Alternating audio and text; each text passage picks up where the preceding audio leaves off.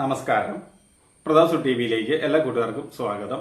ഇന്ന് നമ്മൾ തയ്യാറാക്കാൻ പോണത് നമ്മുടെ വെഡിങ് ആനിവേഴ്സറി ആയിട്ട് നമ്മൾ ബീഫ് ഫ്രൈ തയ്യാറാക്കേണ്ടതാണ്. അപ്പോൾ അതിന്റെ റെസിപ്പി ഇടാൻ പറഞ്ഞ് കുറേ പേര് കമന്റ് ചെയ്തിട്ടുണ്ടാകും. അപ്പോൾ അന്ന് നമ്മൾ ആ റെസിപ്പിയാണ് ചെയ്യാൻ പോണത്.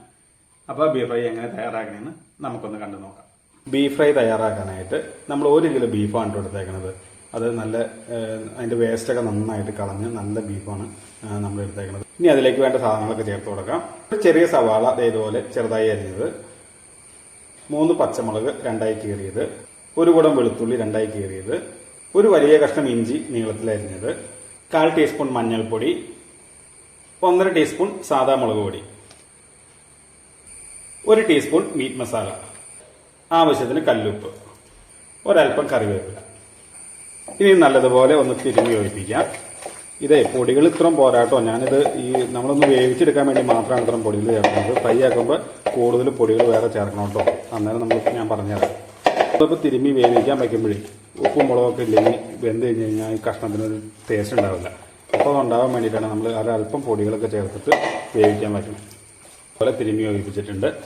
ഇനി നമുക്കിതൊരു കുക്കറിനകത്തേക്ക് ഇടാം.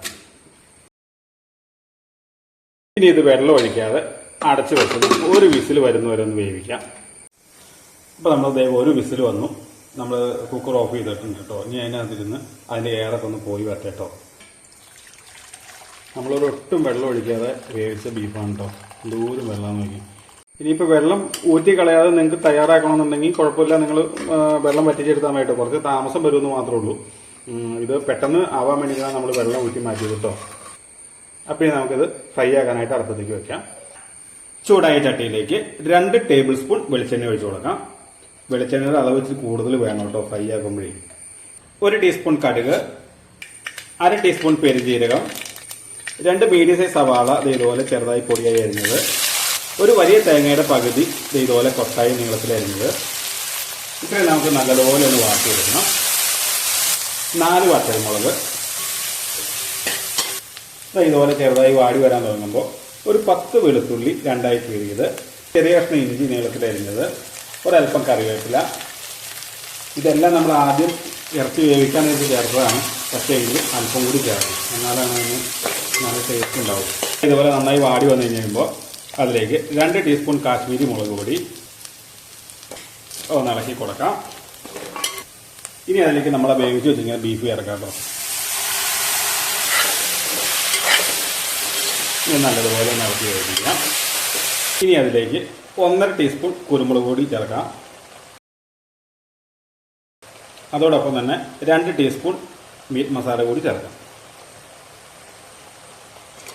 ഇനി നല്ലതുപോലെ ഇളക്കി വേവിക്കാം.